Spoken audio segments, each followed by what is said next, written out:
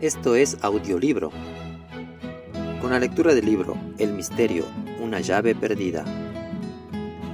Israel y la Iglesia Gentil, un asunto de vida o muerte para todos los creyentes. Escrito por el pastor Marvin Byers. Narración: Christian M.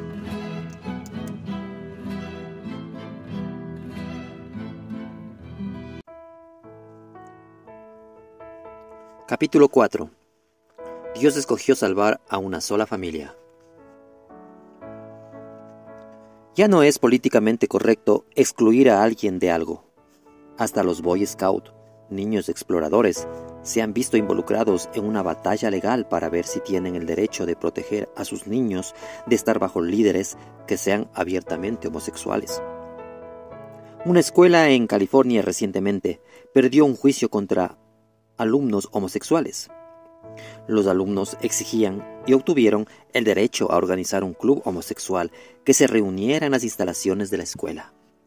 El argumento de los adolescentes homosexuales era que, si los jóvenes cristianos se les permitía formar clubes que usaran las instalaciones escolares, ellos debían tener el mismo derecho y no ser excluidos. Personas sordas están demandando a las 3 cadenas de cine más grandes de los Estados Unidos porque no se les debiera impedir disfrutar sus películas solo por ser sordos. Exigen que incluyan subtítulos para todas las películas que se proyectan en las salas de estas cadenas. El titular del periódico USA Today del 2 de febrero de 1999 decía: "Juez bloquea ley porno de la red". El artículo explicaba que un juez federal determinó que la libertad de expresión garantizada por la primera enmienda de la Constitución norteamericana incluye la libertad de transmitir hasta la peor pornografía por Internet, aún a los niños, sin que los autores sean responsables por quien lo vea. Al día siguiente, el 13 de febrero de 1999, el titular del mismo periódico era: "Jurado condenó o condena sitio de aborto en la red". Este artículo explicaba que un jurado federal impuso una multa contra un grupo de personas por haber expresado en Internet su postura en contra del aborto. La multa era de $107 millones. El mensaje era claro: la libre expresión se aplica solo a aquellos que están inmersos en la degradación humana más inmunda que sea imaginable y que quieren imponer sus modos y estilos de vida sobre el resto del mundo. Esta libertad no se aplica a aquellos que defienden lo que es recto a los ojos de Dios. Hoy vemos en toda la tierra un mensaje satánico que dice que todo y cualquier cosa es aceptable, excepto los de mente estrecha, derechistas, extremistas, odiosos que se denominan cristianos nacidos de nuevo. Claro que es entendible por qué el mundo reacciona así.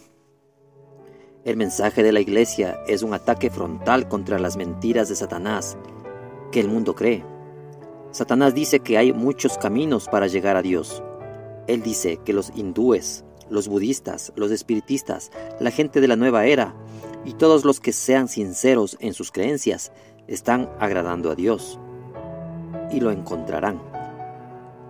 El mensaje de la Iglesia es que por ningún otro hay salvación, sino en Cristo, y que no hay otro nombre bajo el cielo dado a los hombres en que podremos ser salvos. Hechos 4:12 enseña lo que Cristo enseñó: que Jesús es el único camino a Dios, y que estrecha es la puerta y angosto el camino que lleva a la vida, y que pocos son los que la hallan. Mateo 7:14. Según el mundo, la Iglesia es tan divisiva que enseña que a menos que una persona sea parte de la familia de Dios por medio del nuevo nacimiento, irá al infierno. Este tipo de mensaje no es políticamente correcto, no incluye a todos. La mayoría de creyentes concuerdan totalmente con la postura de la Iglesia presentada arriba, pero a algunos les costará aceptar que la senda estrecha de Dios para la salvación ha estado en efecto desde la época de Abraham en adelante. Desde esa época, el mensaje de Dios para la humanidad ha sido que, para ir al cielo, todos deben ser parte de la familia única que Él acepta. Según la opinión del mundo, Dios es muy fanático. Hay solo un gran problema con esto. Él es Dios, y solo Él decide, les guste o no. En Amós 3, del 1 al 2, Dios reprende así a Israel. Oíd esta palabra que ha hablado Jehová contra vosotros, hijos de Israel, contra toda la familia que hice subir de la tierra de Egipto, dice así: a vosotros solamente he conocido de todas las familias de la tierra, por tanto os castigaré por todas vuestras maldades. Un aspecto de este pasaje es muy similar a Hebreos 12, 6 al 6. Quienes son escogidos por el Señor son disciplinados por el Señor. Este pasaje también surge o sugiere que, en sentido espiritual, Dios trazó un círculo alrededor de Abraham y su familia y declaró: desde este día en adelante, esta es la única familia sobre la tierra a la que voy a salvar. En todo el Antiguo Testamento, esta fue la única familia que Él conoció. A pesar de que Dios le ha dado a todos una oportunidad, Él nunca incluye a todos automáticamente. Hay una gran diferencia. Él no es políticamente correcto. La decisión personal de cada alma determinará finalmente si Dios los incluye o no, pero nadie será incluido bajo sus propios términos. Él escogió conocer a una sola familia en toda la edad del Antiguo Testamento, a Israel.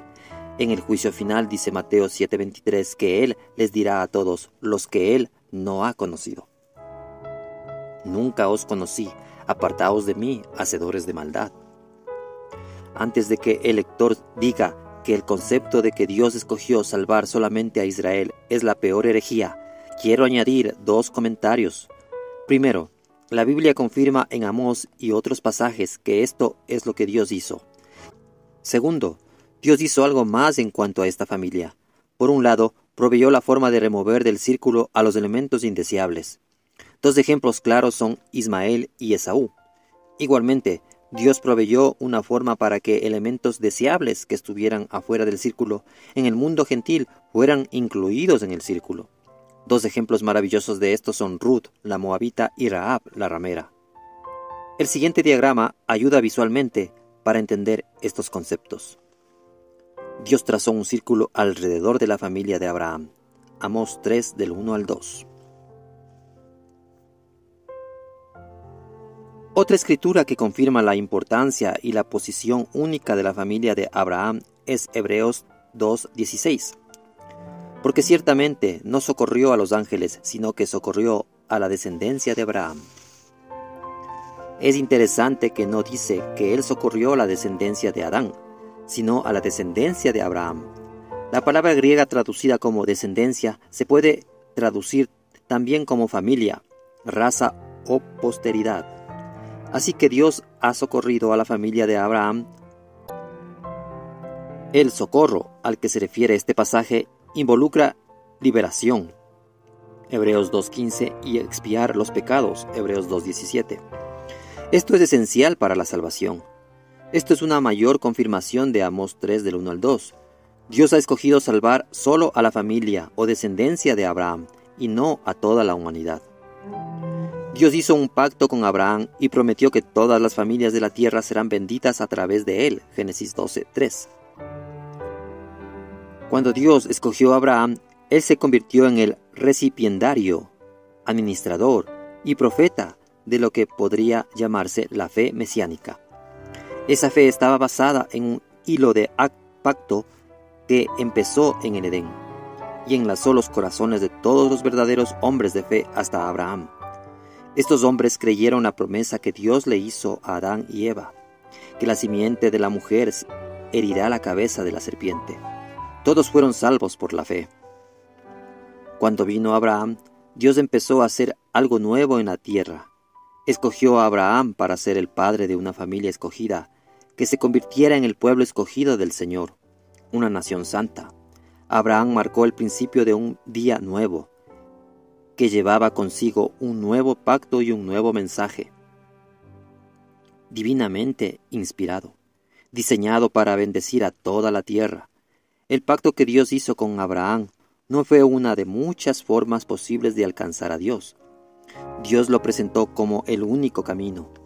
Actualmente los creyentes están profundamente convencidos de que el Señor no ha provisto varias formas de alcanzarlo a Él en la edad del Nuevo Testamento. Esto también fue verdad en la edad del Antiguo Testamento. Si no somos parte de la familia de Dios, hoy no podemos ser salvos, sin importar cuál sea la posición políticamente correcta. De igual manera, quienes no eran parte de la familia de Dios en la edad del Antiguo Testamento tampoco podrían ser salvos. Después de que Dios hizo un pacto con Abraham, le dio la señal del pacto, la circuncisión. Le dijo a Abraham que todo varón que no llevara esta señal en su carne sería cortado de su pueblo, porque había quebrantado el pacto del Señor. Génesis 17:14. Como siempre, la única salvación disponible en cualquier edad estaba disponible exclusivamente por medio de la fe en y obediencia a el pacto dado por Dios para esa edad específica. Cada pacto de Dios fue dado inicialmente a un hombre, quien luego se convirtió en administrador y profeta del mensaje de Dios para el mundo. Esto fue así desde el primer pacto bíblico dado a Adán.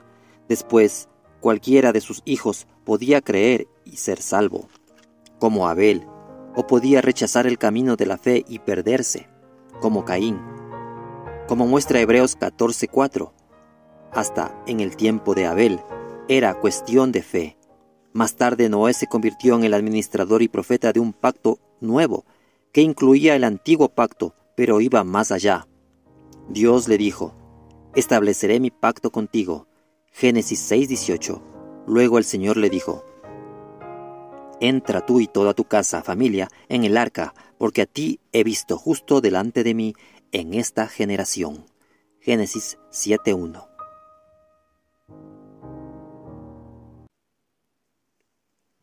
Imagínese, un solo hombre en toda la tierra era el mensajero del pacto de Dios, y todo el que no le oyera ni obedeciera se perdería. Trágicamente nadie más que la familia de Noé respondió. Así, Dios le pudiera haber dicho a la familia de Noé: a ustedes he conocido de todas las familias de la tierra.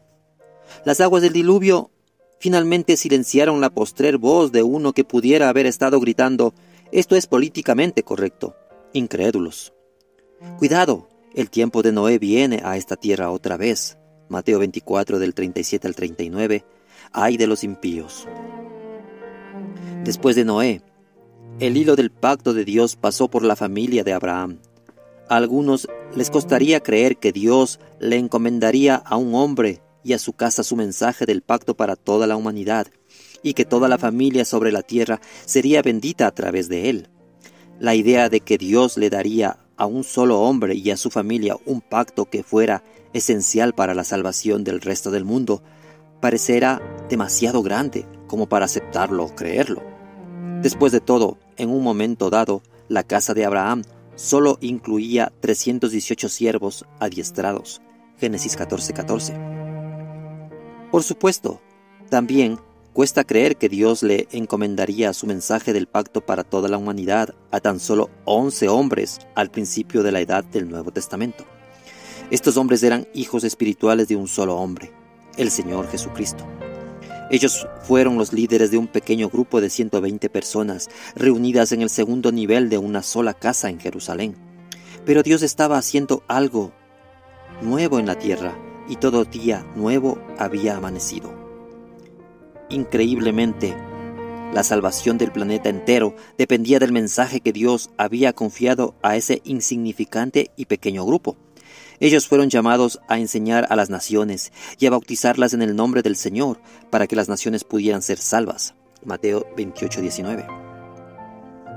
Pablo dice en el bautismo en agua en el Nuevo Testamento es el equivalente a la circuncisión del Antiguo Testamento. Colosenses 2 del 11 al 12. Ambos tratan simbólicamente con la carne del hombre.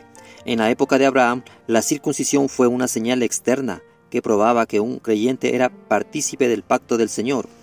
Hoy, lo mismo es cierto del bautismo. Es una señal externa de que una persona está participando en el pacto del Nuevo Testamento del Señor para ser salvo. Marcos 16:16. ¿Cómo es posible que la salvación de todo el mundo y la comunicación de la bendición de Dios para todas las familias de la tierra pudieran haber tenido unos inicios tan pequeños, primero en la casa de Abraham y luego en los 11 discípulos de un solo hombre? Dios es el Dios de las pequeñeces, Zacarías 4, del 9 al 10. Y sus pactos en el Antiguo y el Nuevo Testamento fueron iniciados con un grupo muy pequeño de personas. Él es un Dios muy humilde, que busca personas humildes que lo sigan. Cuando la familia de Abraham fue una nación esclava en Egipto, Dios los sacó del cautiverio y les dio la ley. En ese momento fue evidente que la circuncisión ya no era el único requisito para ser considerado parte de la familia del pacto o del pueblo escogido de Dios.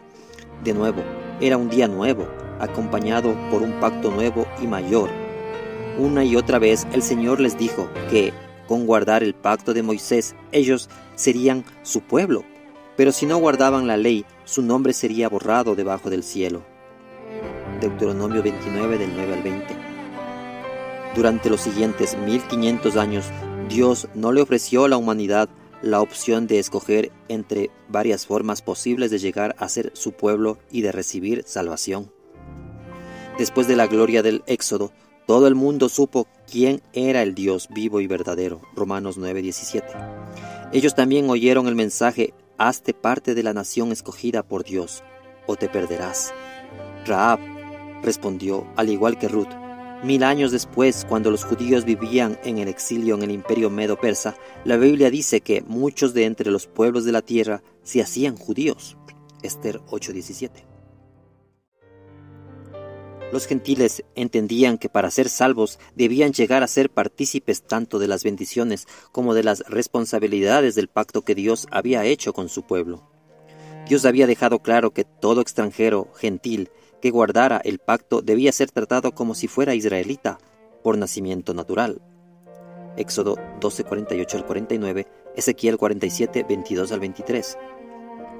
Como siempre, solo habían dos caminos en el mundo: el camino de Dios que lleva al cielo y el camino del hombre que conduce al infierno. En Efesios, Pablo explica cuidadosamente la posición espiritual que los gentiles ocupaban si no se convertían en parte de la nación santa.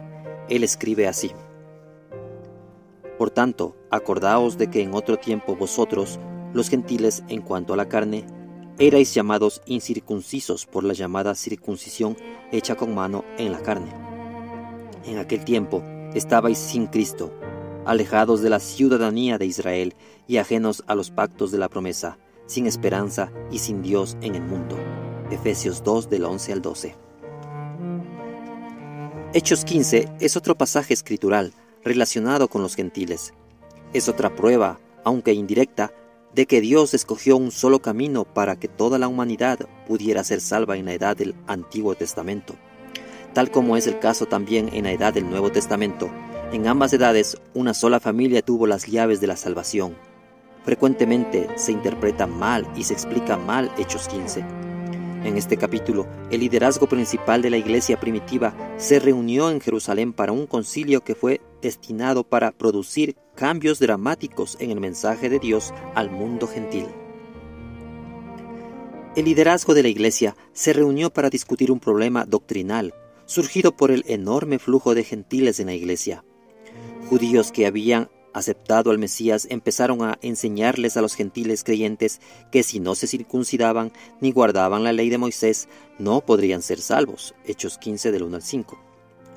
Hoy, algunos eruditos de la palabra de Dios han llegado a la conclusión de que este problema fue causado por un pequeño grupo de judaizantes, entre comillas, herejes. Sin embargo, en la iglesia primitiva surgieron muchas doctrinas heréticas.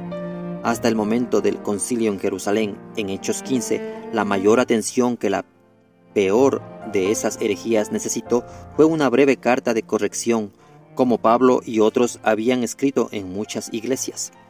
La mayoría de herejías ni siquiera ameritaron una carta.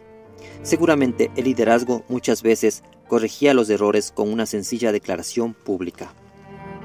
Entonces, ¿por qué se reunirían los principales líderes del cuerpo de Cristo de esa época para discutir extensamente una tan obviamente ridícula herejía como la que promovían los judaizantes?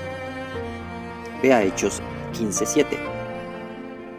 Lástima que ninguno de nosotros, cristianos sabios y entendidos de la actualidad, estuvo allí. Nosotros habríamos resuelto el problema con una palabra de consejo. Les habríamos dicho: este tema no vale la pena discutirlo. Todo el concepto es una tontería. Suspendamos inmediatamente esta reunión. Si seguimos aquí, alguien podría concluir que ni siquiera los líderes apostólicos están seguros de si la doctrina de los judaizantes tiene mérito o no. ¿No será que somos nosotros quienes no entendemos la importancia de Hechos 15?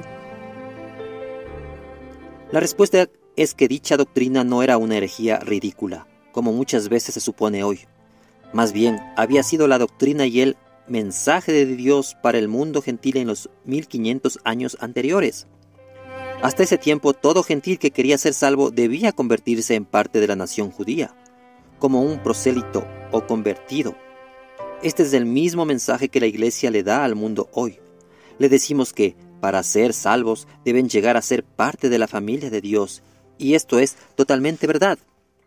Antes de la cruz de Cristo, los judaizantes tenían la razón. Para ser salvos, todo gentil debía pasar a formar parte de la familia de Dios. Esto incluía ser ciudadano y aprender a guardar la ley, que no solo era la ley de Moisés, sino también era la ley de Dios. Para ser justos con los hombres que promovían esta enseñanza en Hechos 15, ellos no debían haber sido llamados judaizantes antes que el concilio fuera convocado y llegaran a una conclusión en Jerusalén. Ellos más bien sencillamente continuaban enseñando lo que habían sido la doctrina correcta durante muchos siglos. Obviamente, los apóstoles reconocieron esto y convocaron el concilio. Si este asunto no hubiera requerido más que nuestra respuesta simplista, entonces, ¿por qué el Espíritu Santo mismo intervino en esta reunión apostólica para darles una respuesta divina? Lo que se requirió fue una intervención divina para mostrarle a la Iglesia que un cambio grande había llegado a la tierra y que era un día nuevo. Dios mismo estaba haciendo un ajuste enorme al mensaje que Él quería que el mundo gentil recibiera. Hechos 15, 28 al 29. Y este enorme ajuste vino al costo de un enorme sacrificio, la muerte de su propio Hijo en la cruz. ¿Por qué debemos entender esto? Porque la reacción de los líderes en Hechos 15 al mensaje de los supuestos judaizantes, entre comillas, muestra que en todo el periodo del Antiguo Testamento hubo un solo mensaje divino que podía traer salvación. Dios escogió a una sola familia, una nación y un pueblo a quien le encomendó su palabra. El nombre de esa familia fue Israel, y solo su religión fue inspirada divinamente. Hubo un solo camino a Dios, por la fe en los pactos que Dios hizo con Abraham y Moisés.